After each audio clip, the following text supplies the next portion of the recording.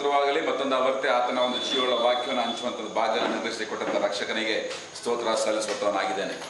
ವಿಶೇಷವಾದ ರೀತಿಯಲ್ಲಿ ಒಂದಲ್ಲ ಒಂದು ರೀತಿಯಲ್ಲಿ ನಮ್ಮ ಜೀವಿತಗಳಲ್ಲಿ ಕಷ್ಟ, ಸಂಕಟಗಳು, ಕಾಯಿಲೆಗಳು, ಹಿಂಸೆಗಳು, ಕಣ್ಣೀರು, ದುಃಖ, ಮರಣಗಳು ಬರುವಂಥದ್ದು ಸಹಜ. ಆದರೆ ಅನೇಕ ಸಮಯಗಳಲ್ಲಿ ನಮ್ಮ ಜೀವಿತದಲ್ಲಿ ಇಂಥ ಒಂದು ಸನ್ನಿವೇಶಗಳು ಎದುರಾಗುವ ಸಮಯದಲ್ಲಿ ಸಾಮಾನ್ಯವಾಗಿ ನಾವು ಆಲೋಚನೆ ಮಾಡುವಂಥದ್ದು, ಯಾಕೆ ದೇವರ ಈ ರೀತಿ ಆಗ್ತಾ ಇದೆ, ಯಾಕೆ ನನ್ನ ಕುಟುಂಬದಲ್ಲಿ ಈ ರೀತಿ ಆಗ್ತಾ ಇದೆ. ಇನ್ನೂ ಕೆಲವು ಆಲೋಚನೆ ಮಾಡೋದು, ಒಂದು ವೇಳೆ ನಾನು ಏನಾದ್ರು ದೇವರಿಗೆ ವಿರುದ್ಧವಾದ ಕಾರ್ಯಗಳನ್ನ ಏನಾದ್ರು ಮಾಡಿದಿನ, ಅಥವಾ ನಾನೇನಾದ್ರು ಕೂಡ ಪ್ರಾರ್ಥನೆಯಲ್ಲಿ ಬಲಹೀನನಾಗಿದ್ದೇನಾ, ಅಥವಾ ಗುಪ್ತವಾದ ಪಾಪಗಳೆಲ್ಲ ಮುಳುಗಿದ್ದೇನಾ.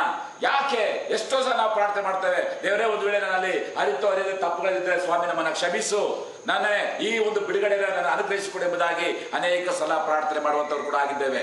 ನಿಜ, ಇಂಥ ಒಂದು ಕಷ್ಟಗಳು, ಹಿಂಸೆಗಳು, ಕಣ್ಣೀರು ಬರುವಂತಹ ಸಮಯದಲ್ಲಿ ನಮ್ಮನ್ನು ನಾವು ಪರೀಕ್ಷೆ ಮಾಡಿಕೊಳ್ಳುವಂಥದ್ದು, ತಿರುಗಿ ನಾವು ಕರ್ತನ ಪಾದ ಆಶ್ರಯಿಸುವಂಥದ್ದು. ಒಂದು ವೇಳೆ ನಾವು ದೇವರು ವಿರುದ್ಧವಾದ ಕಾರ್ಯಗಳಲ್ಲಿದ್ದರೆ ಅದನ್ನು ಕ್ರಮಪಡಿಸಿಕೊಂಡು ಕರ್ತನ ಸನಾತನ ಮಾರ್ಗ ನಡೆಸುವಂಥದ್ದು ಬಹಳ ಮುಖ್ಯವಾದದ್ದು. ಆದ್ರೆ ಅದೇ ಸಮಯದಲ್ಲಿ ನಾವು ಒಂದು ಸಂಗತಿ ಆಲೋಚನೆ ಮಾಡಬೇಕು, ಕಷ್ಟಗಳು ಸಂಕಟ ಬಂದ ಮಾತ್ರಕ್ಕೆ ನಾವೆಲ್ಲೋ ದಾರಿ ತಪ್ಪಿದ್ದೀವಿ, ನಾವು ದೇವರ ವಿರುದ್ಧವಾದ ಕಾರ್ಯ ಮಾಡಿದ್ದೀವಿ ಎಂಬುದಾಗಿಯೇ ಇದೇ ಕಾರಣ ಎಂಬುದಾಗಿ ಹೇಳುವಂಥದ್ದು ತಪ್ಪು. ಅನೇಕ ಸಲ ವಿಶ್ವಾಸಗಳ ಜೀವಿತದಲ್ಲಿ ನಂಬಿಕೆಯಲ್ಲಿ ದೃಢವಾಗಿರುವಾಗಲೂ, ಪ್ರಾರ್ಥನೆಯಲ್ಲಿ ಇರುವಾಗಲೂ, ಕರ್ತನ ಮೆಚ್ಚುವಂತ ಜೀವಿತ ನಡೆಸ್ತಾ ಇರುವಂತಹ ಸಮಯದಲ್ಲಿಯೂ ಕೂಡ ನಮಗೆ ಕಷ್ಟಗಳು, ಹಿಂಸೆಗಳು, ಕಣ್ಣೀರುಗಳು ಬರುವಂತದ್ದು ಸಹಜ. ಇದಕ್ಕೆ ಬೆಸ್ಟ್ ಎಕ್ಸಾಂಪಲ್ ತೆಗೆದುಕೊಳ್ಳೋದಾದ್ರೆ ಯೋಸೇಫನ ಜೀವಿತವನ್ನು ತೆಗೆದುಕೊಳ್ಳ್ರಿ.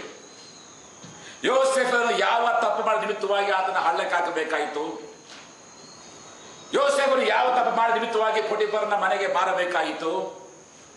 ಯೋಸೇಫನು ಯಾವ ತಪ್ಪು ಮಾಡಿದ ನಿಮಿತ್ತವಾಗಿ ಸೆರೆಮನೆಗೆ ಹಾಕಬೇಕಾಯಿತು? ಯಾವ ತಪ್ಪನ್ನು ಕೂಡ ಆತನು ಮಾಡಲಿಲ್ಲ. ಮತ್ತೆ ಹೆಜ್ಜೆ ಹೆಜ್ಜೆಲ್ಲ ನೋಡ್ತೀವಿ ಯೋಸೇಫನ ಜೀವಿತದಲ್ಲಿ ಯೆಹೋವನು ಯೋಸೇಫನ ಸಂಗಡ ಇದ್ದನು. ಹೆಜ್ಜೆ ಆದಿಕಾಂಡ ಪುಸ್ತಕ 39ನೇ ಅಧ್ಯಾಯ ನೋಡುವಾಗ Jehovah god was with Joseph, ಯೆಹೋವನು ಯೋಸೇಫನ ಸಂಗಡ ಇದ್ದನು. ಏನರ ಅರ್ಥ? ಹಳ್ಳದಲ್ಲಿ ಬೀಳುವಂತಹ ಸಮಯದಲ್ಲಿ ಕೂಡ ದೇವರವನ ಜೊತೆ ಇದ್ದನು. ಪೋಟಿಫರನ ಮನೆಯಲ್ಲಿರುವಂತಹ ಸಮಯದಲ್ಲಿ ಕೂಡ ದೇವರವನ ಜೊತೆ ಇದ್ದನು. ಸೆರೆಮನೆಯಲ್ಲಿರುವಂತಹ ಸಮಯದಲ್ಲಿ ಕೂಡ ಯೆಹೋವ ದೇವರು ಅವನ ಜೊತೆಯಲ್ಲಿ ಇದ್ದನು. ದೇವರ ಜೊತೆ ಇರುವಂತಹ ಸಮಯದಲ್ಲಿಯೂ ಕೂಡ ಅವನಿಗೆ ಕಷ್ಟಗಳು ಬಂದವು, ಅವನಿಗೆ ಹಿಂಸೆಗಳು ಬಂದವು. ಆದ್ರಿಂದ ನಮ್ಮ ಜೀವಿತದಲ್ಲಿ ಒಂದು ವೇಳೆ ಕಷ್ಟ ಬಂತು, ಕಣ್ಣೀರು ಬಂತು, ಕಾಯಿಲೆ ಬಂದ ಮಾತ್ರಕ್ಕೆ ಓ ಎಲ್ಲೋ ತಪ್ಪಿದ್ದೀವಿ, ಏನೋ ತಪ್ಪಾಗಿದೆ, ಏನೋ ಎಡವಟ್ಟಾಗಿದೆ ಎಂಬುದಾಗಿ ಆಲೋಚನೆ ಮಾಡುವಂಥದ್ದು ಸರಿಯಲ್ಲ. ಯೋಬನ ಜೀವಿತ ತೆಗೆದುಕೊಳ್ಳ್ರಿ. ಯೋಬನು ಯಾವ ತಪ್ಪನ್ನ ಮಾಡಿದ? ದೇವರೇ ಕೊಡುವಂತ ಸಾಕ್ಷಿ, ಆತನು ನೀತಿವಂತನು. ಆದರೂ ಕೂಡ ಭಯಂಕರವಾದ ಹಿಂಸೆಗಳಿಗೆ, ಭಯಂಕರವಾದ ದುಃಖಕ್ಕೆ ಆತನು ಕೂಡ ಒಳಗಾಗಬೇಕಾಯಿತು. ಆದ್ರಿಂದ ಪ್ರಿಯ ದೇವಜನರೇ, ನನ್ನ ಜೀವಿತಗಳಲ್ಲಿ ಕಷ್ಟಗಳು, ಸಂಕಟಗಳು, ಹಿಂಸೆಗಳು, ಕಣ್ಣೀರುಗಳು ಬರುವಂತಹ ಸಮಯದಲ್ಲಿ when you faced the trials and tribulation of life, don't think that something has gone wrong. ಅನೇಕ ಸಮಯಗಳಲ್ಲಿ ದೇವರ ಬೇರೆ ವಿಶೇಷವಾದ ಮಹತ್ವದ ಉದ್ದೇಶಗಳು ಕೂಡ ಇರುವಂತದ್ದಾಗಿದೆ. ಹಾಗಿದ್ದ ಮೇಲೆ ವಿಶ್ವಾಸಗಳ ಜೀವಿತದಲ್ಲಿ ನಾವು ವಿಶ್ವಾಸದಲ್ಲಿ ಇರುವಾಗಲೂ, ಪ್ರಾರ್ಥನಾ ಜೀವಿಗಳಾಗಿರುವಾಗಲೂ, ಆರಾಧನಾ ವ್ಯಕ್ತಿಗಳಾಗಿರುವಾಗಲೂ, ಕರ್ತನ ಭಯಭಕ್ತಿಯಲ್ಲಿ ಜೀವಿಸುವಂತಹ ಸಮಯದಲ್ಲಿಯೂ ಕೂಡ ಕಷ್ಟ, ಸಂಕಟಗಳು ಯಾಕೆ ಬರುವಂತದ್ದಾಗಿದೆ? ಅವುಗಳ ಉದ್ದೇಶ ಏನಾಗಿದೆ?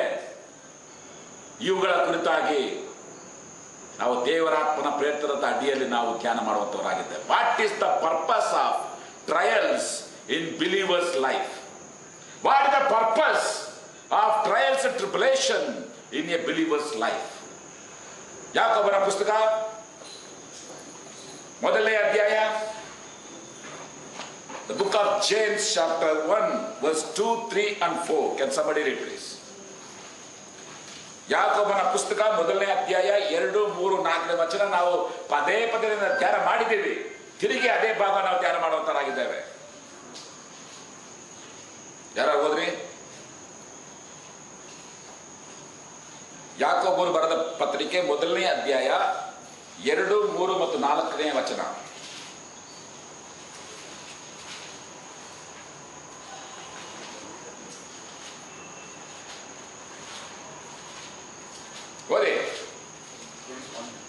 Yes, James chapter 1 verse 2, 3 and 4.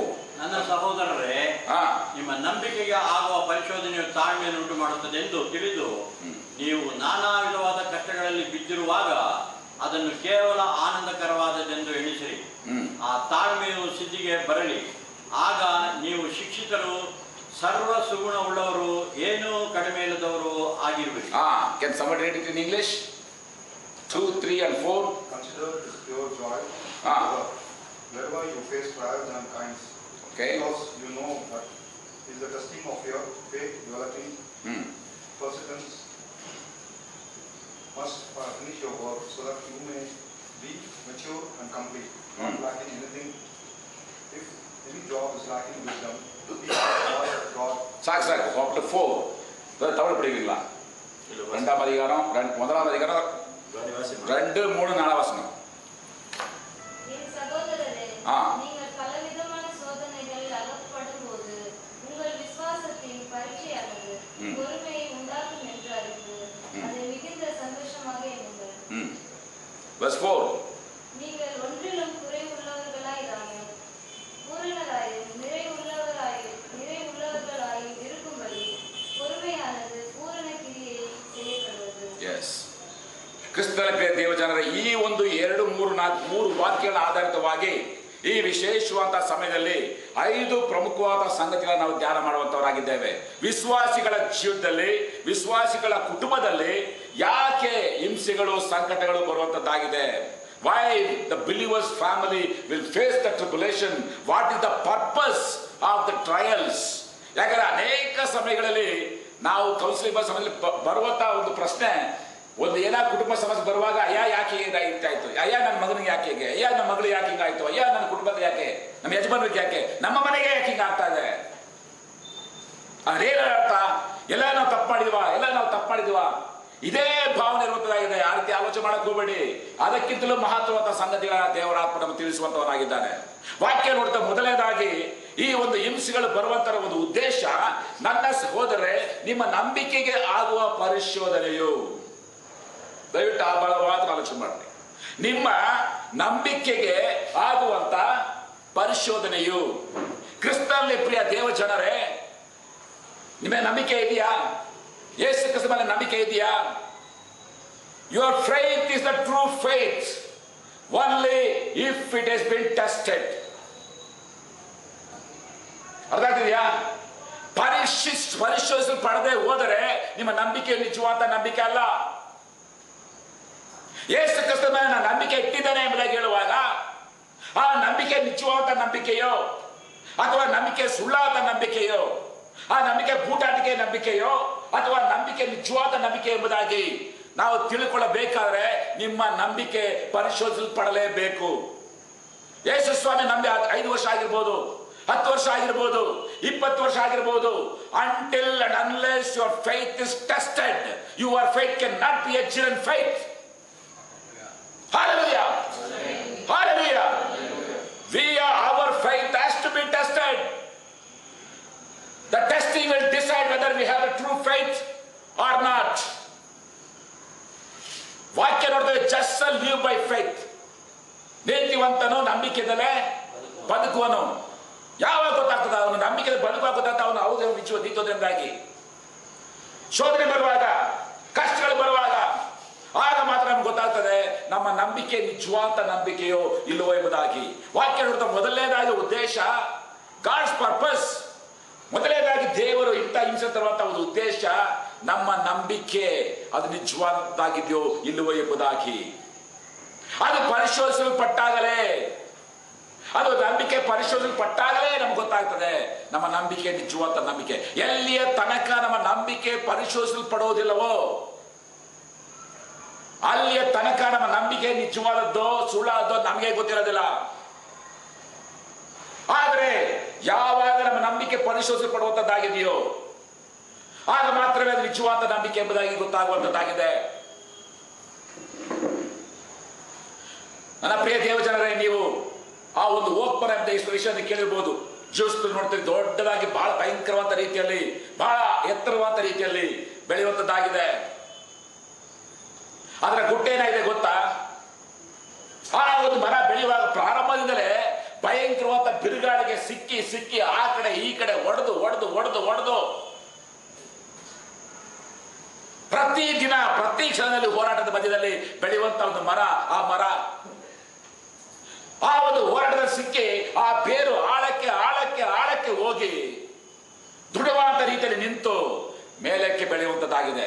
ಅದಕ್ಕಾಗಿ ನಾವು ಮಾಡ್ತೀವಿ, ಆಳಕ್ಕೆ ಬೇರೂರಿ ಮೇಲಕ್ಕೆ ಫಲ ಕೊಡುವಿ. ಆಳಕ್ಕೆ ಬೇರೂರದೆ ಹೋದ್ರೆ ಮೇಲಕ್ಕೆ ಫಲನೇ ಇಲ್ಲ, ಬೆಳೆನೂ ಇಲ್ಲ, ಸುಟ್ಟು ಹೋಗ್ತೀವಿ. ಆ ಮರ ಅಷ್ಟು ಉನ್ನತವಾದ ರೀತಿಯಲ್ಲಿ ಆಕಾಶ ಮುಟ್ಟುವ ಮಟ್ಟಿಗೆ ಬೆಳೆಯಬೇಕಾದರೆ ಅದು ಪ್ರಾರಂಭದಿಂದಲೇ ಬಿರುಗಾಳಿಯ ಹೊಡೆತಕ್ಕೆ ಸಿಕ್ಕಿ ಬೆಳೆಯುವಂತದ್ದಾಗಿದೆ. ವಜ್ರದ ಕುರಿತಾಗಿ ನಾವು ನೋಡಿದ್ದೀವಿ. ಡೈಮಂಡ್ ಎಂಬುದಾಗಿ ವಜ್ರ ಹೇಗೆ ಉಂಟಾಗ್ತದೆ, how the diamond is formed. ಭಯಂಕರವಾದ ಒತ್ತಡಕ್ಕೆ ಸಿಕ್ಕಿ,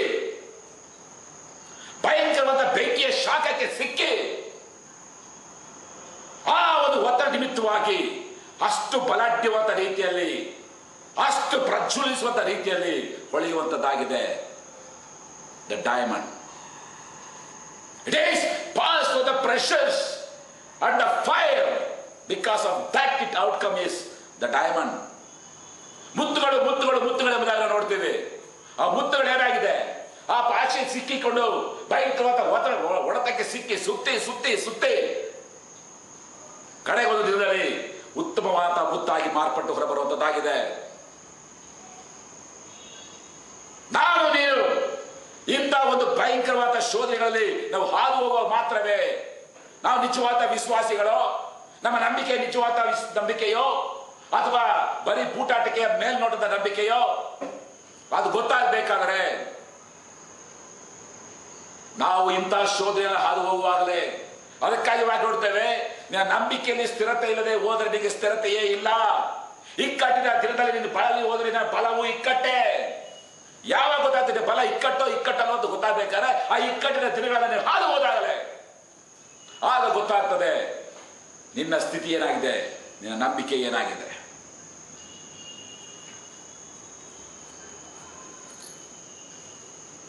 ಒಂದು ಪೇತ್ರ 4ನೇ ಅಧ್ಯಾಯ ವಚನ 12. First Peter chapter 4:12. ಪ್ರಿಯರೇ, ನೀವು ಪರಿಶೋಧನೆಗಾಗಿ ಪುಟಕ್ಕೆ ಹಾಕಲ್ಪಟ್ಟದ್ದಕ್ಕೆ ಆಶ್ಚರ್ಯ ಪಡಬೇಡಿ. ನೋಡ್ರಿ, ನೀವು ಪರಿಶೋಧನೆಗಾಗಿ ಪುಟಕ್ಕೆ ಹಾಕಲ್ಪಟ್ಟಾಗ ಆಶ್ಚರ್ಯ ಪಡಬೇಡ್ರಿ. ಅಯ್ಯೋ ಯಾಕಪ್ಪ ಹಿಂಗಾಯ್ತು, ಯಾಕೆ ದೇವರು ಹಿಂಗಾಯ್ತು, ಯಾಕಿಂತ ಕಷ್ಟ, ಯಾಕಿಂತ ಕಾಯಿಲೆ, ಯಾಕಿಂತ ಕಣ್ಣಿನ ಮೇಲೆ ಆಶ್ಚರ್ಯ ಪಡಕ್ ಹೋಗ್ಬೇಡ್ರಿ. Because that is common to you. ಕೀರ್ತನೆಯ ಪುಸ್ತಕ 105ನೇ ಕೀರ್ತನೆ 19ನೇ ವಚನ, Psalm 105:19. ದಯವಿಟ್ಟು ವಾಕ್ಯನ ಸಿಗದವ್ರು ಬೇಗ ಓದಿ. 105:19. Until the time that his word came, the word of the Lord tried him. The word of the Lord try him. The word of the Lord, ದೇವರ ವಾಕ್ಯವು ನಿನ್ನನ್ನು ಶೋಧಿಸುವಂತದ್ದಾಗಿದೆ. ವಾಕ್ಯ ಏನಕ್ಕಾಗಿ? It is to try you. It is to try you. Psalm chapter 7:9. ಕೀರ್ತನೆ 7 ಮತ್ತು 9ನೇ ವಚನ.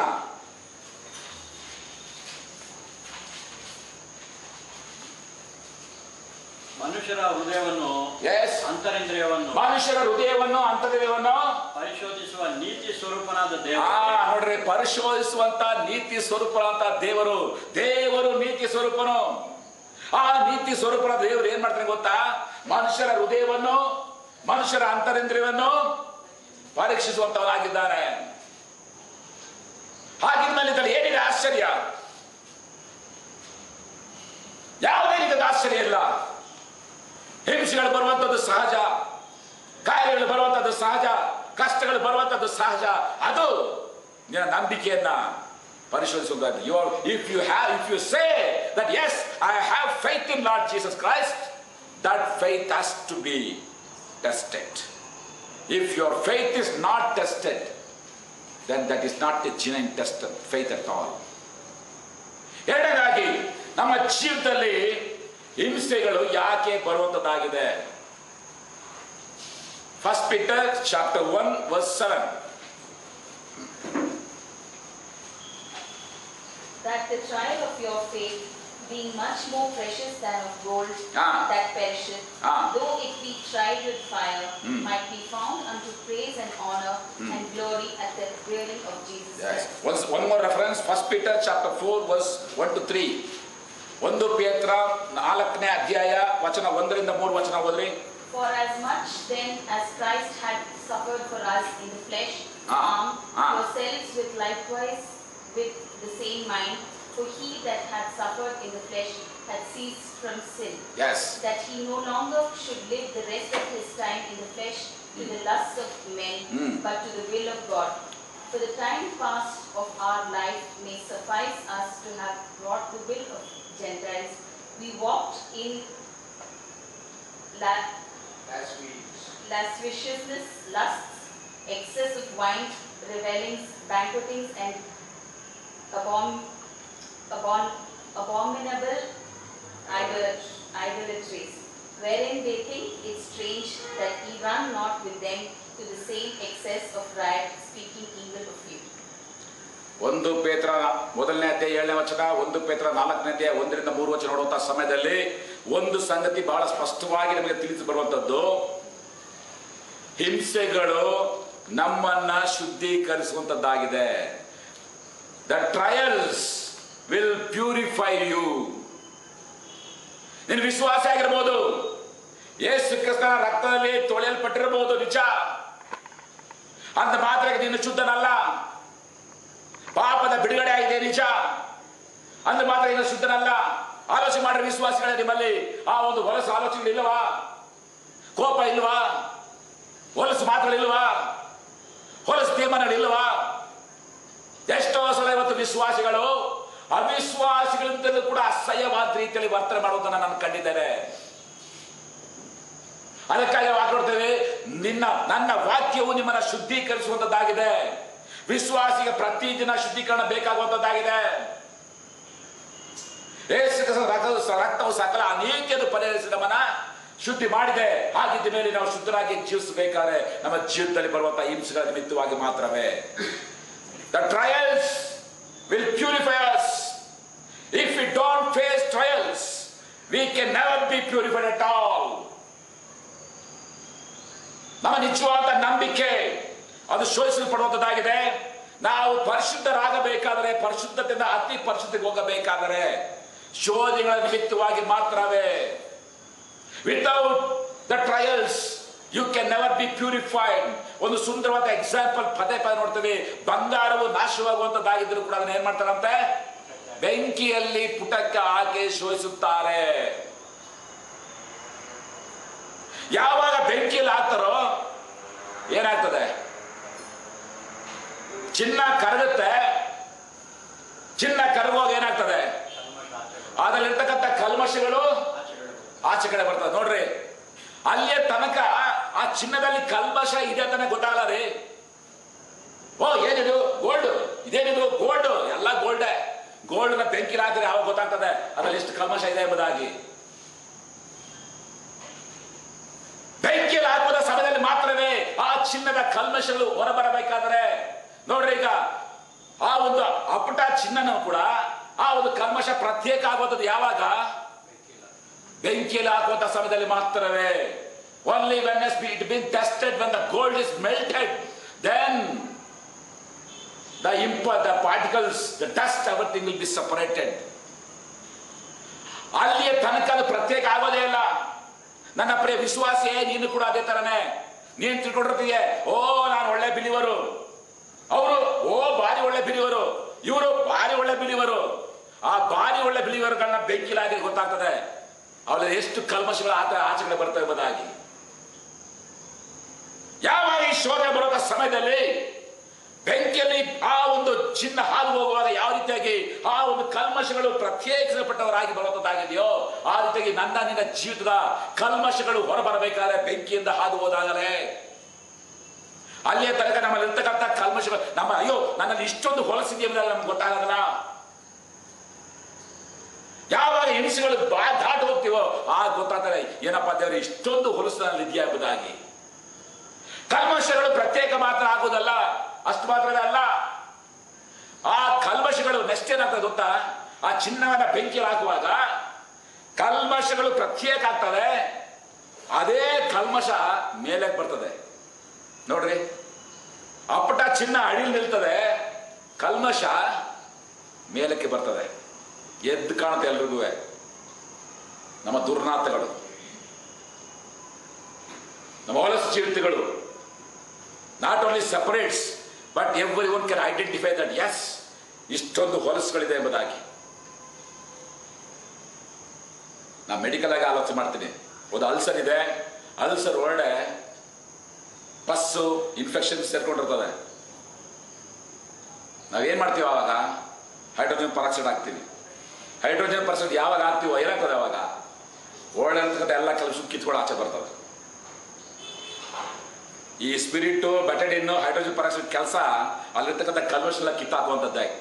ಅದೇ ರೀತಿಯಾಗಿ ನಮ್ಮ ಜೀವಿತ ಬಂದ ಕಷ್ಟ, ಸಂಕಟ, ಹಿಂಸೆ, ಕಣ್ಣೀರು, ಕಾಯಿಲೆಗಳು ಈ ಸ್ಪಿರಿಟ್, ಬೆಟಡಿನ್, ಹೈಡ್ರೋಜನ್ ಪರಾಕ್ಸೈಡ್ ಇದ್ದಂಗೆ ಎಲ್ಲರೂ ಕೂಡ ಆಚೆ ಎಬ್ಸುತ್ತದೆ. ಗೊತ್ತಾಗ್ತದೆ, ಅಯ್ಯೋ ನನ್ನ ಕಾಲಲ್ಲಿ ಇಷ್ಟೊಂದು ಕ್ಯೂ ಇತ್ತ, ನನ್ನ ಕಾಲ ಇಷ್ಟೊಂದು ಹೊಲಸಿತ್ತ ಅಂತ ಗೊತ್ತಾಗ್ಬೇಕಾದ್ರೆ ಆಚೆ ಬಂದಾಗಲೇ. ಅದೇ ರೀತಿ ನಮ್ಮ ಜೀವಿತದಲ್ಲಿ ಇರ್ತಕ್ಕಂಥ ಹೊಲಸುಗಳು ಆಚೆ ಬರ್ಬೇಕಾದ್ರೆ ಯಾವ ರೀತಿಯಾಗಿ ಚಿನ್ನವನ್ನ ಬೆಂಕಿಯಲ್ಲಿ ಹಾದು ಹೋಗುವಾಗ ಅದು ಕರಗಿ ಕರಗಿ ಕರಗಿ ಆ ಅಪಟ ಚಿನ್ನ ಅಡಿಯಲ್ಲಿ ನಿಂತು ಆ ಕಲ್ಮಶಗಳು ಹೊರಗೆ ಬರುವಂಥದ್ದಾಗಲಿ, ಹಾಗೆಯೇ ನಮ್ಮ ಜೀವಿತವು ಕೂಡ. ಅಷ್ಟು ಮಾತ್ರವೇ ಅಲ್ಲ, ಆವಾಗ you can easily separate it. ನೋಡ್ರಿ, ಅಲ್ಲಿ ತನಕ you cannot separate, you cannot separate the pure from impure. ಅಷ್ಟು ಮಟ್ಟಿಗೆ ಎರಡು ಬೆಸ್ತುಕೊಂಡಿರ್ತದೆ. ಬೆಂಕಿಯಲ್ಲಿ ಹಾದು ಹೋಗುವಾಗ ಅದು ಪ್ರತ್ಯೇಕ ಆಗ್ತದೆ, ಮೇಲಕ್ಕೆ ಬರುತ್ತೆ. ಬಹಳ ಸುಲಭವಾದ ರೀತಿಯಲ್ಲಿ ಅದನ್ನು ನಾವು ತೆಗೆದಾಕ್ಬೇಕು, ಬಹಳ ತೆಗೆದಾಕ್ತೀವಿ. ಅದು ಯಾವುದೇ ಕಷ್ಟ ಆಗಲ್ಲ. ಕ್ರಿಸ್ತನಲ್ಲಿ ಪ್ರಿಯ ದೇವಜನರೇ, ಹಿಂಸೆ ಸಂಘಟನೆಗಳು ನಮ್ಮನ್ನು ಶುದ್ಧೀಕರಿಸುವುದಾಗಿದೆ, ನಮ್ಮನ್ನು ಶುದ್ಧ ಮಾಡುವಂಥದ್ದಾಗಿದೆ. The trials of our life purifies us. ಎಲ್ಲಿಯ ತನಕ ನಾವು ಶೋಧನೆಗಳನ್ನು ಹಾದು ಹೋಗೋದಿಲ್ವೋ ಅಲ್ಲಿಯ ತನಕ ಶುದ್ಧತ್ವ ಅಂತಕ್ಕಂಥ ನಮ್ಮ ಜೀವಿತದಲ್ಲಿ ಗೊತ್ತಾಗೋದಿಲ್ಲ. ಯಾವಾಗ ಹಿಂಸೆ ಸಂಕಟ ನಾವು ಹಾದು ಹೋಗುವಂಥವರಾಗಿದ್ದೇವೋ ಆಗ ಮಾತ್ರವೇ ನಾವು ಅಪಟ ಚಿನ್ನವಾಗಿ ಹೊರಬರೋದಕ್ಕೆ ಸಾಧ್ಯ. ಅದಕ್ಕಾಗಿ ಯೋಬನು ಹೇಳ್ತಾನೆ, ಆತನಾದರೂ ಆತನ ಹೆಚ್ಚಿನ ಜಾಗಲೇ ನಾನು ಕಾಲಿಟ್ಟಿದ್ದೇನೆ, ಆತನೇ ಒಂದು ವೇಳೆ ಪರೀಕ್ಷಿಸುವುದಾದರೆ ಚೊಕ್ಕ ಬಂಗಾರವಾಗಿ ನಾನು ಹೊರಬರು. ಎಂಥ beautiful statement. I will come out as A pure gold. ಅಂದರೆ ಯೋಬನು ಹೇಳೋದ ಮಾತು, ಈ ಹಿಂಸೆಗಳು ನನಗೆ ಏನಾಗಿವೆ, ನನ್ನ ಇರತಕ್ಕಂಥ ಕಲ್ಮಶನೆಲ್ಲ ತೆಗಿತಾ ಇದ್ದಾವೆ, ಎಲ್ಲರೂ ಕೂಡ ತೆಗೆದು ಒಂದು ದಿನದಲ್ಲಿ ನಾನು ಆ ಒಂದು ಶುದ್ಧವಾದ ಚಿನ್ನವಾಗಿ ನಾನು ಹೊರಬರುತ್ತೇನೆ.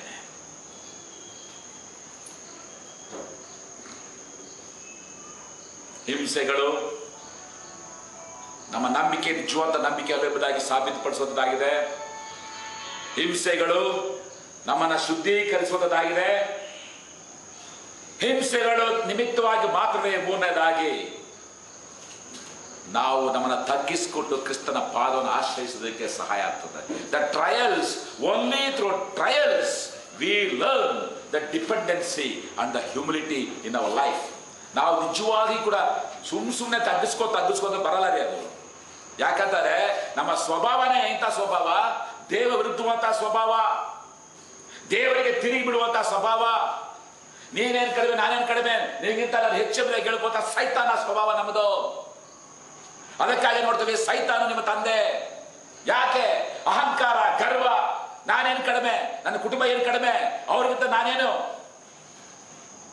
ನಾನು ನಾನು ನಾನು ಅಂತಕ್ಕಂಥ ಅಹಂಕಾರ ಇವತ್ತು ನಮ್ಮನ್ನು ಆವರಿಸಿದೆ. ನಮ್ಮ ಜೀವಿತದಲ್ಲಿ ನಿಜವಾದ ತಗ್ಗಿಸಿಕೊಳ್ಳುವಿಕೆ, ತಾಳ್ಮೆ, ದೀನತೆ ಅಂತಕ್ಕಂಥದ್ದು ಬರೋದಿಲ್ಲ. ಒಂದು ವೇಳೆ ಅಂತ ದೀನತೆ ಇವತ್ತು ನಮ್ಮ ಇರುವುದಾದ್ರೆ ಇವತ್ತು ಯಾಕೆ ಇವತ್ತು ಇಷ್ಟೊಂದು ಸಮಸ್ಯೆಗಳು ವಿಶ್ವಾಸಗಳ ಕುಟುಂಬದಲ್ಲಿ? ಗಂಡ ಹೆಂಡತಿ ಮಧ್ಯೆ ಯಾಕೆ ಇಷ್ಟೊಂದು ಸಮಸ್ಯೆಗಳು? ಮಕ್ಕಳ ಮಧ್ಯೆ ಯಾಕೆ ಇಷ್ಟೊಂದು ಸಮಸ್ಯೆಗಳು? ಯಾಕೆ ಕ್ರೈಸ್ತರಲ್ಲಿ ಇಷ್ಟೊಂದು ಪೊಲೀಸ್ ಕೇಸ್ಗಳು, ಕೋರ್ಟ್ಗಳು, ಡೈವರ್ಸ್ಗಳು? Because of the stubbornness of heart. ನಮ್ಮ ಜೀವಿತದಲ್ಲಿ ನಿಜವಾಗಿ ಕೂಡ ದೀನತೆ ಬರಬೇಕಾದ್ರೆ, ತಗ್ಗಿಸಿಕೊಳ್ಳಕ್ಕೆ ಬರಬೇಕಾದ್ರೆ, ಕ್ರಿಸ್ತನನ್ನ ಆಶ್ರಯಿಸಿಕೊಳ್ಳಬೇಕಾದ್ರೆ ಹಿಂಸೆಗಳನ್ನ ಹಾದು ಹೋದಾಗಲೇ. ಹಲ್ಲೆಲೂಯಾ.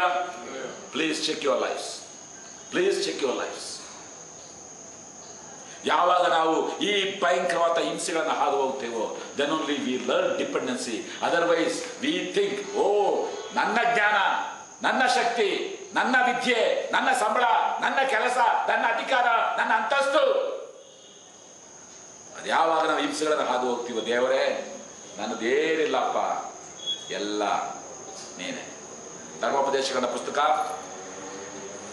8ನೇ ಅಧ್ಯಾಯ ವಚನ 16, 17, 18 ವಚನ ಓದ್ರಿ. Deuteronomy chapter 8 verse 16, 17 and 18.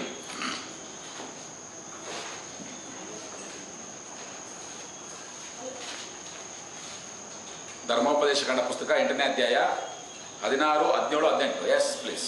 Who fed thee in the wilderness with manna, which thy father knew not, that he might humble thee, and that he might prove thee, to do thee good at thy latter end. And thou say in thine heart, my power and the might of mine hand hath gotten me this wealth. But thou shalt remember the Lord thy God, for it is he that giveth thee power to get wealth, that he may establish his covenant, which he sware unto thy fathers, as it is this day. ನೀವೆಲ್ಲ ನಿಮ್ಮ ಸ್ವಂತ ಪ್ರಯತ್ನ ಇಷ್ಟೆಲ್ಲ ನೀವು ಮಾಡ್ಕೊಂಡು ಬಂದೆಂಬುದಾಗಿ ನೀವು ತಿಳ್ಕೊಳ್ಬೇಡ್ರಿ ಯೆಹೂದ್ಯರ, ಇಸ್ರಾಯೇಲರೇ. ನಿಮಗೆ ಆ ಒಂದು ಅರಣ್ಯದಲ್ಲಿ ನಡೆಸಿದಂತ ವಿಧಾನ, ಆ ಒಂದು ಪರ್ವತ ಕೊಡಂತ ಒಂದು ಮನ್ನದ ಆಹಾರ, ಇದೆಲ್ಲಕ್ಕೂ ನಡೆಸಿದ ಉದ್ದೇಶ ಏನಂತಂದ್ರೆ ನಿಮ್ಮ ಸ್ವಂತ ಶಕ್ತಿ ಅಲ್ಲ, ನಿಮ್ಮ ಸ್ವಂತ ಜ್ಞಾನವಲ್ಲ, ಸ್ವಂತ ಪರಾಕ್ರಮ ಅಲ್ಲ, ಎಲ್ಲವೂ ಕೂಡ ದೇವರೇ ಮಾಡಿದೆಂಬುದಾಗಿ ನೀವು ಕಂಡುಕೊಂಡವರಾಗಿ ಈ ದೇವರ ಮುಂದೆ ನೀವು ತಗ್ಗಿಸಿಕೊಳ್ಳಲಿ ಅನ್ನೋಕ್ಕೋಸ್ಕರವಾಗಿ ಇದನ್ನೆಲ್ಲ ನಾನು ಮಾಡಿದ್ದೇನೆ. 2 ಕೊರಿಂಥ 12ನೇ ಅಧ್ಯಾಯ ವಚನ 7 ವಚನ ಓದ್ರಿ. 2 Corinthians chapter 12 verse 7.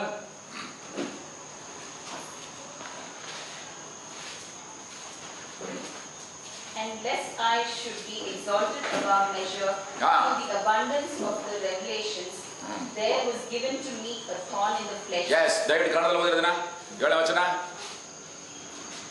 2 Corinthians chapter 12 verse 7. ಓದಿ, ಸಿಗ್ದವ್ರು ಓದ್ತಾರೆ.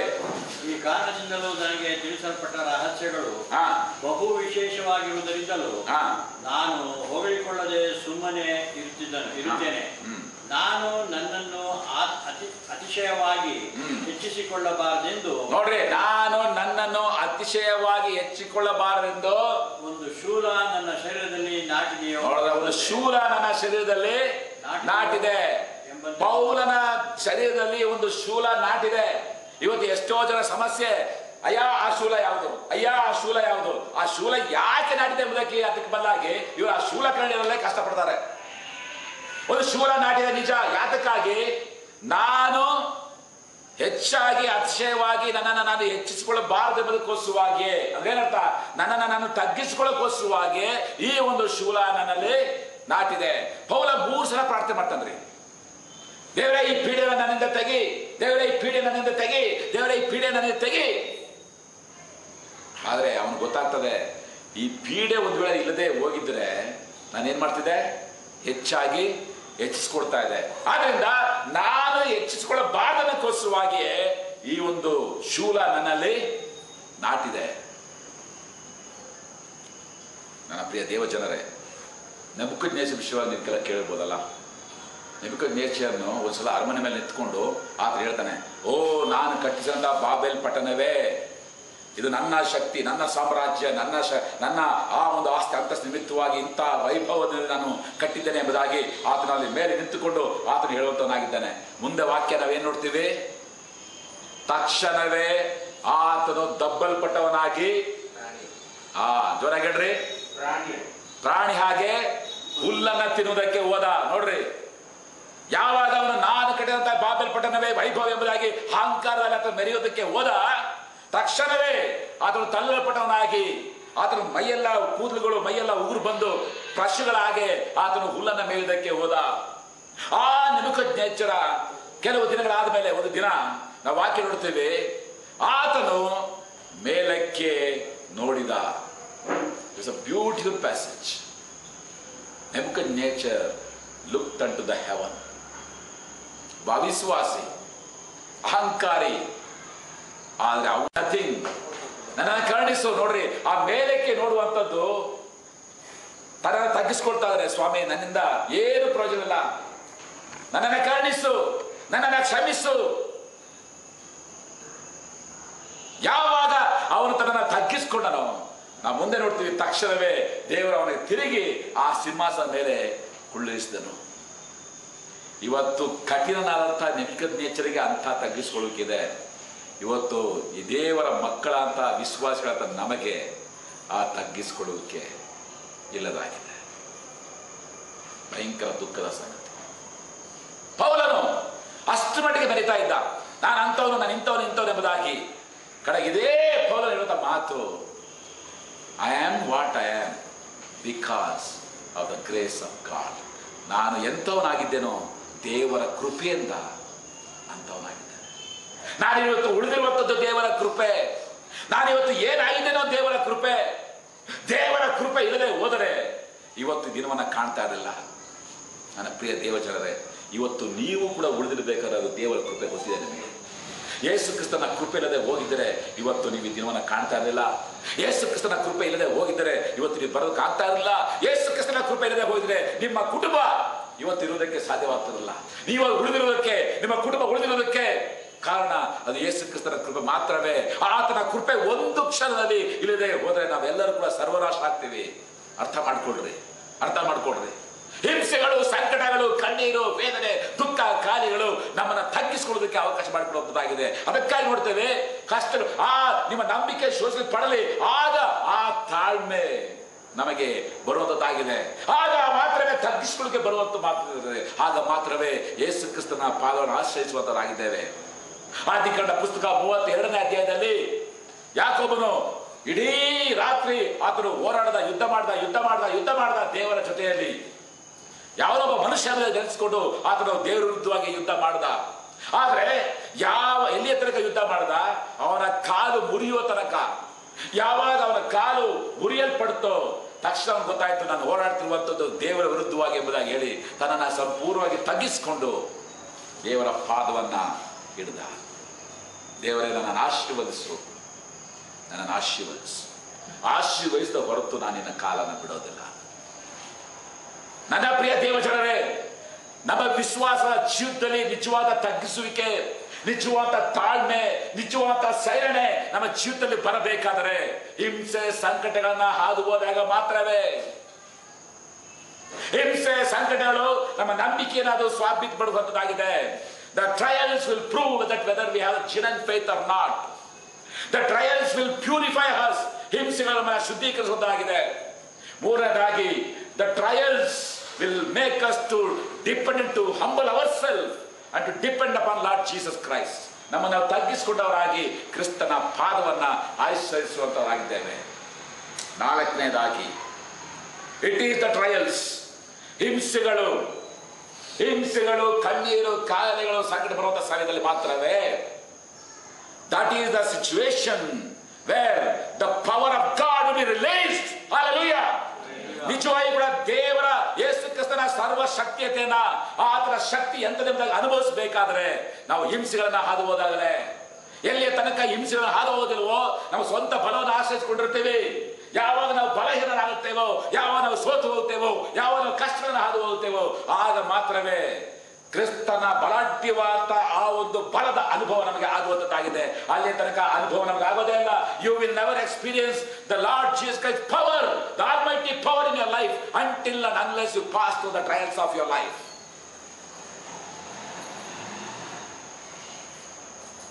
ಯೆಶಾಯನ ಪ್ರವಾದನ ಗ್ರಂಥ 40ನೇ ಅಧ್ಯಾಯ 29ನೇ ವಚನ.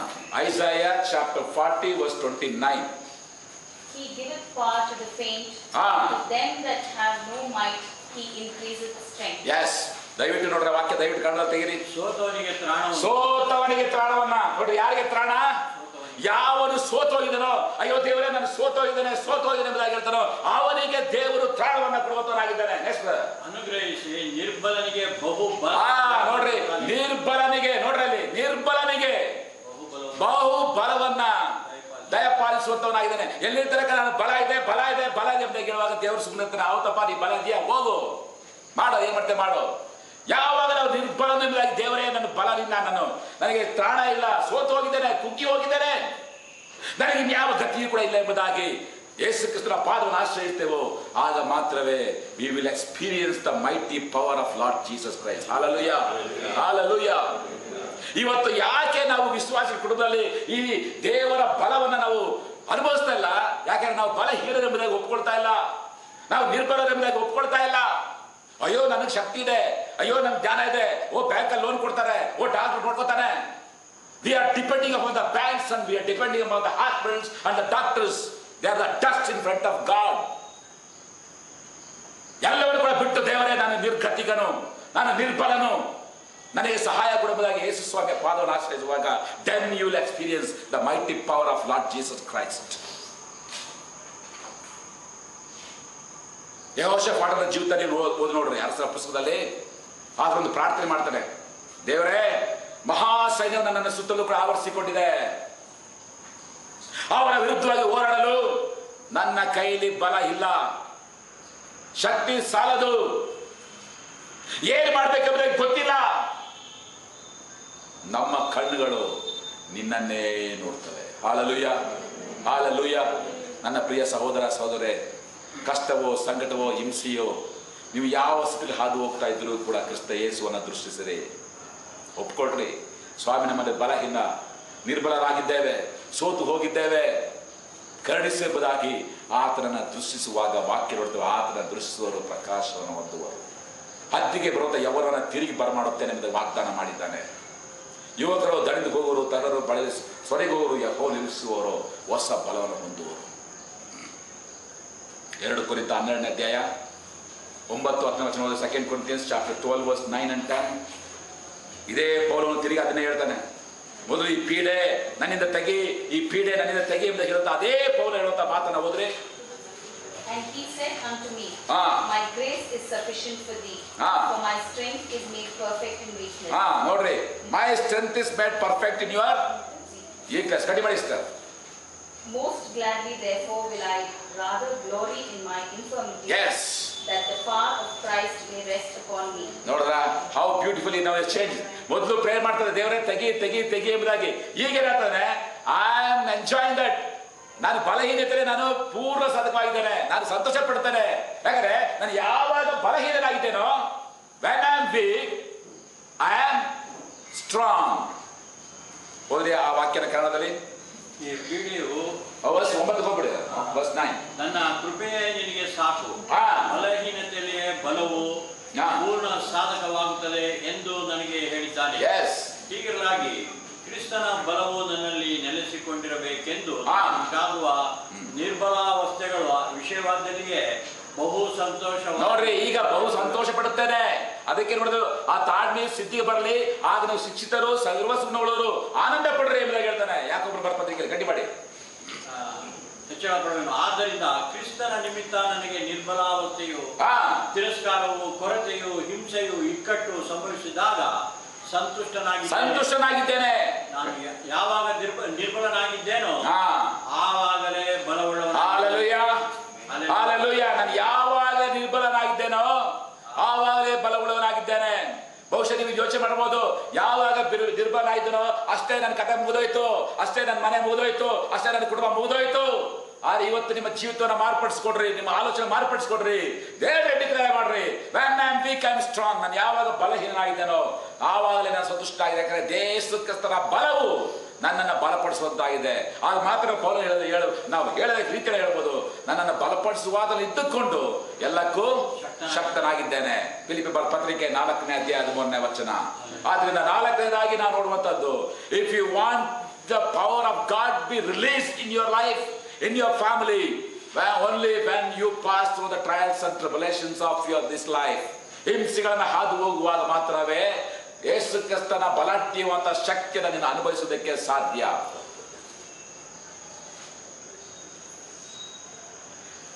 ಕ್ರಿಸ್ತನ ಪ್ರಿಯ ದೇವ ಜನರೇ,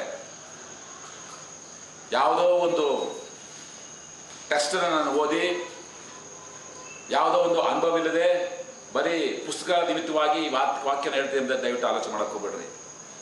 ಈ ಮಾತನ್ನ ಹೃದಯಪೂರ್ವಕವಾಗಿ ಅನುಭವದ ನಿಮಿತ್ತವಾಗಿ ನಾನು ಇದನ್ನು ಹೇಳ್ತಾ ಇದ್ದೀನಿ.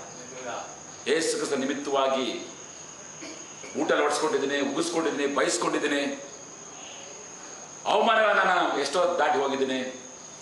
ನಮ್ಮ ತಂದೆ ಸತ್ತಾಗ, ನಮ್ಮ ಅಕ್ಕ ಸತ್ತಾಗ, ನನ್ನ ತಂದೆ ನಿಮ್ಮ ಇಬ್ಬರು ಅಕ್ಕದವರು ಕೂಡ ಹಾರ್ಟ್ ಅಟ್ಯಾಕ್ ಸತ್ತರು. ಅನೇಕವಾದ ನಿಂದೆ ಕೇಳಿ ತಿರಸ್ಕಾರ ಎದುರಿಸಿದ್ದೇನೆ. ಆದರೆ ಅಂತಹ ಸಮಯಗಳೆಲ್ಲವೂ ಕೂಡ ನನ್ನನ್ನು ತಗ್ಗಿಸಿಕೊಳ್ಳುವಾಗ ಯೇಸು ಕ್ರಿಸ್ತನ ಬಲವನ್ನು ನಾನು ಅನುಭವಿಸಿದ್ದೀನಿ. ಆ ಬಲವನ್ನು ಅನುಭವಿಸ್ತಾ ಇದ್ದೇನೆ.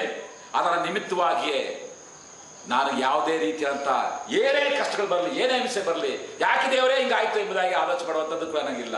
I will just say praise the lord, hallelujah. ದೇವರೇ, ನನ್ನ ಒಳ್ಳೆದಕ್ಕೋಸ್ಕರವಾಗಿ ನೀನು ಮಾಡುವಂಥ ದೇವರಾಗಿದ್ದಿ, ನನ್ನನ್ನು ಪ್ರೀತಿಸುವಂಥ ದೇವರಾಗಿದ್ದಿ. ನೀನು ನನ್ನ ಜೀವಿತದಲ್ಲಿ ಏನೇ ಮಾಡಿದ್ರು ಕೂಡ ಸ್ವಾಮಿ, ನನ್ನ ಕೆಟ್ಟದಕ್ಕೋಸ್ಕರ ನೀನು ಮಾಡುವಂಥ ದೇವರ ಅಲ್ಲವೇ ಅಲ್ಲ. Whatever you do in my life, it is for my good. ದೇವರ ಸಂಕಲ್ಪ ಮೇಲೆ ಕರೆಯಲ್ಪಟ್ಟು ಆತನನ್ನು ಪ್ರೀತಿಸುವಂಥ ಇದಕ್ಕಾಗಿ ಎಲ್ಲ ಕಾರ್ಯಗಳು ಅನುಕೂಲವಾಗುತ್ತವೆ. Romans chapter 8 verse 28. ಕೊನೆಯದಾಗಿ ದೇವರ ವಾಕ್ಯದ ಅಡಿಯಲ್ಲಿ ಆಲೋಚನೆ ಮಾಡುವಂಥ ಸಮಯದಲ್ಲಿ ದಯವಿಟ್ಟು ತಿರುಗಿ ಮೆಲುಕಾಕ್ರಿ. ಹಿಂಸೆಗಳು ಬರುವಂತಹ ಸಮಯದಲ್ಲಿ ಮಾತ್ರವೇ ನಮ್ಮ ನಂಬಿಕೆ ಪರಿಶೋಧಿಸಪಡುವುದಕ್ಕೆ ಸಾಧ್ಯ. ಪರಿಶೋಧಿಸಪಟ್ಟಾಗಲೇ ನಮ್ಮ ನಂಬಿಕೆ ನಿಜವಾದದೋ ಅಲ್ಲವೋ ಎಂಬುದಾಗಿ ಗೊತ್ತಾಗೋದಕ್ಕೆ ಸಾಧ್ಯ. ಹಿಂಸೆಗಳು ನಮ್ಮನ್ನು ಶುದ್ಧೀಕಾರ ಮಾಡುವಂಥದ್ದಾಗಿದೆ. ಹಿಂಸೆಗಳು ನಾವು ನಮ್ಮನ್ನು ಸಂಪೂರ್ಣವಾಗಿ ತಗ್ಗಿಸಿಕೊಳ್ಳುವುದಕ್ಕೆ ಸಹಾಯ ಮಾಡುವಂಥದ್ದಾಗಿದೆ. ಹಿಂಸೆಗಳ ಮಧ್ಯದಲ್ಲಿ ಹಾದುವಾಗ ಮಾತ್ರವೇ ನಾವು ಕ್ರಿಸ್ತನ ಬಲಾಢ್ಯವಾದ ಶಕ್ತಿಯನ್ನು ಅನುಭವಿಸಲಿಕ್ಕೆ ಸಾಧ್ಯ. ಕೊನೆಯದಾಗಿ ಹಿಂಸೆಗಳು ನಮ್ಮನ್ನ ನಿತ್ಯ ಪ್ರಭಾವಕ್ಕೆ ಸಿದ್ಧ ಮಾಡುವಂಥದ್ದಾಗಿದೆ. Hallelujah. It is the trials of our life will prepare us. Hallelujah. It is the trials of our life prepares us. Yesu ಹೇಳಿದನು, ಈಗ ನಾನು ತಿರುಗಿ ಬರ್ತೇನೆ, ಬಂದು ನಿಮ್ಮನ್ನು ಕರ್ಕೊಂಡು ಹೋಗ್ತಾನೆ. ನಿಜ. Are we prepared? If you are prepared, it is only through the trials. Without face the trials, nobody can say that yes, I am prepared. 1 ಪೇತ್ರ 5ನೇ ಅಧ್ಯಾಯ 10ನೇ ವಚನ ಓದ್ರಿ. But the God of all grace hath called us unto his eternal glory by Christ Jesus. Eternal glory, right? Continue ಮಾಡಿ. After that he hath suffered a while, make you perfect. Yes. Establish strength, settle you. After a trial of time, right? He will make you perfect. He will establish you. What? For that eternal glory. ನಿತ್ಯ ಜೀವಕ್ಕೋಸ್ಕರವಾಗಿ ನಿಮ್ಮನ್ನ ಸಿದ್ಧ ಪಡುವಂತ. ಯಾವಾಗ? ಸ್ವಲ್ಪ ಕಾಲ ಈ ಹಿಂಸೆಗಳನ್ನು ನೀವು ದಾಟಿ ಹೋದ ಮೇಲೆ ನಿತ್ಯ ಪ್ರಭಾವಕ್ಕೋಸ್ಕರವಾಗಿ ನಿಮ್ಮನ್ನ ಸಿದ್ಧ ಮಾಡುವಂತವನಾಗಿದ್ದಾನೆ. ಆದ್ರಿಂದ ಪ್ರಿಯರೇ, ಹಿಂಸೆಗಳು ನಮ್ಮನ್ನ ಸಿದ್ಧ ಮಾಡೋಕ್ಕೋಸ್ಕರವಾಗಿ, ಹಿಂಸೆಗಳು ಪರಲೋಕದಲ್ಲಿ ನಾವು ಹೆಂಗ್ ಜೀವಿಸ್ಬೇಕಾದ್ರೆ ಸಿದ್ಧ ಮಾಡೋಕ್ಕೋಸ್ಕರವಾಗಿ. ಇಲ್ಲದೆ ಹೋದ್ರೆ ಲೋಕನ ಬಿಟ್ಟೋಗ್ತಾನೆ. ಇವತ್ತು ಎಷ್ಟೋ ಜನ ಕೇಳ್ತಾರೆ, ಅಯ್ಯ ಯಾವಾಗ ಎಷ್ಟೊಂದು ಬರ್ತಾನೆ, ಯಾಕಂದ್ರೆ ಅಯ್ಯೋ ಹೊಸ ಮನೆ ಕಟ್ಕೊಡ್ತಾರೆ, ಸ್ವಲ್ಪ ಇದ್ದ ಮೇಲೆ ಆಮೇಲೆ ಬೇಕಾದ್ರೆ ಹೋಗ್ತೀನಿ. ಅದೇನು ಪರಲೋಕದವ್ರಿಗೆ ಹೊಸ ಮನೆ ಇಂಪಾರ್ಟೆಂಟು, ಪರಲೋಕದವ್ರಿಗೆ ಕಾರ್ ಇಂಪಾರ್ಟೆಂಟು. ಆದರೆ ಹಿಂಸೆಗಳು ಮಾತ್ರವೇ the truly and truly will prepare us for heaven, the truly prepare for eternal glory. ಕ್ರಿಸ್ತನಲ್ಲಿ ಪ್ರಿಯ ದೇವಜನರೇ, ಗಿದ್ಯೋನನು ಬಲಹೀನನಾಗಿದ್ದ. ಮಿದ್ಯಾನಿಗೆ ಹೌಸ್ಕೊಂಡು ಹೋಗಿ ಆತನು ಕಣಜವನ್ನ ಕಡಿತಾ ಇದ್ದ. ದೇವರವನ್ನ ನೋಡಿ ಹೇಳ್ತ ಮಾತು ಏನಂತ ಹೇಳಿದ್ದು? ನೀನು ಧೈರ್ಯದಾಯಕನು, ನೀನು ಶೂರನು. ಅವ್ರು ನೋಡಿದ್ರೆ ಹೌಸ್ಕೊಂಡು ಹೋಗಿದ್ದಾನೆ. ಅವ್ರು ನೋಡಿ ದೇವರ ಮಾತು, ಯು ಆರ್ ಸ್ಟ್ರಾಂಗ್. ಯಾಕೆ you are strong? Because I am there. Because I am there, you are strong. ನಾವು ಪ್ರಾರಂಭದಲ್ಲೇ ಆಲೋಚನೆ ಮಾಡಿದ್ವು. ಯೋಸೇಫನ ಹಳ್ಳಕ್ಕೆ ಹಾಕಿದ್ರು, ಪೋಟಿಫರ ಮನೆಗೆ ಮಾರಿದ್ರು, ಸೆರೆಮನೆಗೆ ಹಾಕಿದ್ರು. Do you think that is the end of Joseph? God prepared him for the throne. Hallelujah. ಐಗುಪ್ತ ದೇಶದ ಸರ್ವಾಧಿಕಾರಿಯಾಗಿ, ಐಗುಪ್ತ ದೇಶದ ಪ್ರೈಮ್ ಮಿನಿಸ್ಟರ್ ಆಗಬೇಕೆಂದು ದೇವರ ಉದ್ದೇಶ. ಹಳ್ಳದಲ್ಲಿ ಬಿಡಬೇಕಂತ ದೇವರ ಉದ್ದೇಶ ಅಲ್ಲ. ಕೋಟಿಪರ ಮನೆ ಇರುವಂತಹ ದೇವರ ಉದ್ದೇಶ ಅಲ್ಲ. ಸೆರೆಮನೆ ಇರುವಂತದ್ದು ದೇವರ ಉದ್ದೇಶ ಅಲ್ಲ. 13 ವರ್ಷ ಅವನನ್ನ ಆ ಒಂದು ಹಳ್ಳಕ್ಕೆ ಹಾಕುವಾಗ ಅವನ ವಯಸ್ಸು 17 ವರ್ಷ. ಅವನು ಆ ಒಂದು ಐಗುಪ್ತ ದೇಶದ ಸರ್ವಾಧಿಕಾರಿ ಆಗಬೇಕಾದ್ರೆ ಅವನ ವಯಸ್ಸು 30 ವರ್ಷ. 13 years. God trained him. ಆಗ 30 ವರ್ಷಕ್ಕೆ ಸರ್ವ ಸುಗುಣ ಉಳ್ಳವನಾಗಿ ಸಿಂಹಾಸನ ಮೇಲೆ ಕುಳಿತು ಇಡೀ ಅಂತ ಬರಗಾಲದಲ್ಲಿ ಕೂಡ ಆತನು ಉನ್ನತವಾದ ರೀತಿಯಲ್ಲಿ ಆತನು ರಾಜ್ಯಭಾರ ಮಾಡಿದ. ಆ ರಾಜನೇ ನೋಡಿ ನಿಜವಾಗಿ ಕೂಡ ನಿನ್ನ ದೇವರು ನೀನು ಒಟ್ಟಿಗಿದ್ದೇನೆ ಎಂಬುದಾಗಿ ಸಾಕ್ಷೀಕರಿಸುವುದಾಯಿತು. ನನ್ನ ಪ್ರಿಯ ದೇವಜನರೇ, ನಿತ್ಯ ಪ್ರಭಾವಕ್ಕೋಸ್ಕರವಾಗಿ ಗಾಡ್ ಇಸ್ ಪ್ರಿಪೇರಿಂಗ್ ಯು.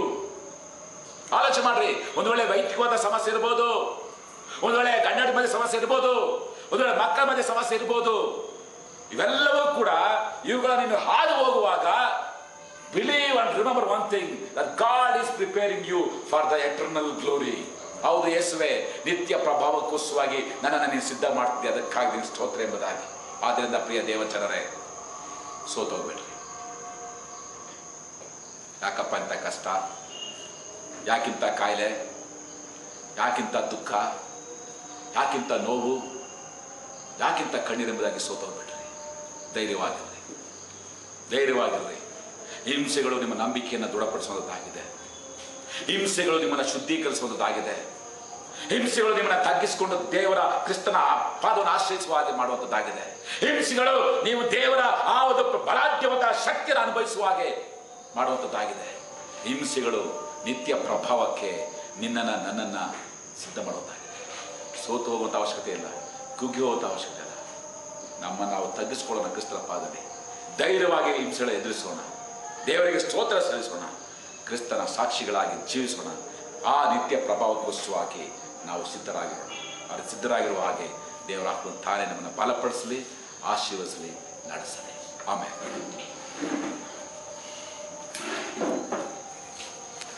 ಉತ್ತಮವಾದ ಒಂದು ಎಕ್ಸಾಮ್ ಬರಿಬೇಕಂದ್ರೆ ರಾತ್ರಿಗಳು ಕುಂತ್ಕೊಂಡು ಓದ್ತೀವಿ. ಓದ್ಬಿಟ್ಟು ಸುಮ್ಮನೆ ಎದ್ಬಿಟ್ರೆ ನಮಗೆ ಏನು ಅದರಿಂದ ಪ್ರಯೋಜನ ಆಗಿಲ್ಲ. ಪರೀಕ್ಷೆಗೆ ಕೂತ್ಕೋಬೇಕು, ಪಾಸ್ ಆಗಬೇಕು. ಸರ್ಟಿಫಿಕೇಟ್ ಕೈನಲ್ಲಿ ಬಂದಾಗಲೇ ನಾನು ಇಂಜಿನಿಯರು, ನಾನು ಡಾಕ್ಟ್ರು, ನಾನು MSc ಆಗೈತೆ, BSc ಆಗೈತೆ ಅಂತ ರೆಕಗ್ನೈಸ್ ಮಾಡ್ತಾರೆ. ಆ ಪರೀಕ್ಷೆ ಇಲ್ಲ ಅಂದರೆ ನಾವು ಓದ್ಬಿಟ್ಟು ಸುಮ್ಮನೆ ಇದ್ಬಿಟ್ರೆ ಏನು ಪ್ರಯೋಜನ ಆಗಿಲ್ಲ. ಅದೇ ರೀತಿಯಲ್ಲಿ ನಾವು ಪರೀಕ್ಷೆ ಇಲ್ಲಿ ಕೂತ್ಕೊಂಡ್ರೇ ಆವಾಗ ಏನಾಗ್ತೀವಿ ಅಂದರೆ, ಇಲ್ಲಿ ದೇವರ ವಾಕ್ಯ ಫಸ್ಟು ಸಹೋದರ ಹೇಳಿದ್ರು, ಆ ತಾಳ್ಮೆಯು ಸಿದ್ಧಿಗೆ ಬರಲಿ, ಆಗ ನೀವು ಶಿಕ್ಷಿತರು ಸರ್ವ ಸುಗುಣ ಉಳ್ಳವರು. ಎಲ್ಲ ಗುಣಗಳು, ಒಳ್ಳೆ ಗುಣಗಳು ನಮ್ಮಲ್ಲಿರ್ತವೆ. ಆ ಒಳ್ಳೆಯ ಗುಣಗಳು ನಮ್ಮೆಲ್ಲ ಬರಬೇಕಾದ್ರೆ ನಾವು ಪರೀಕ್ಷೆಗೆ ಕುಂತ್ಕೊಳ್ಳೇಬೇಕು, ಆ ಶೋಧನೆಗಳನ್ನು ಜಯಿಸಬೇಕು, ಆ ತಾಳ್ಮೆ ನಮಗೆ ಬರಲೇಬೇಕು. ಆದ್ದರಿಂದ ಏನೂ ಕಡಿಮೆ ಇಲ್ಲದವರು ಆಗಿರುತ್ತೀರಿ. ಆವಾಗ ನಿಮ್ಮನ್ನ ಯಾರು ಏನು ಒಂದು ಬೆಟ್ಟು ತೋರಿಸೋಕ್ಕೆ ಆಗಕ್ಕಿಲ್ಲ. ಆವಾಗ ಎಲ್ಲದರೊಳಗೂ ನಾವು ಫಸ್ಟ್ ಕ್ಲಾಸ್ A1 ಆಗಿರ್ತೀವಿ. ಆ ರೀತಿ ನಮ್ಮೆಲ್ಲರೂ ಇರುವಂತೆ ದೇವರು ಸಹಾಯ ಮಾಡಲಿ. ಅನೇಕ ವಾಕ್ಯಗಳಿಂದ ನಮ್ಮನ್ನು ದೇವರು ಎಚ್ಚರಿಸ್ತಾ ಇದ್ದಾನೆ. ಆತ ನಾಮಕ್ಕೆ ಸ್ತೋತ್ರವಾಗಿ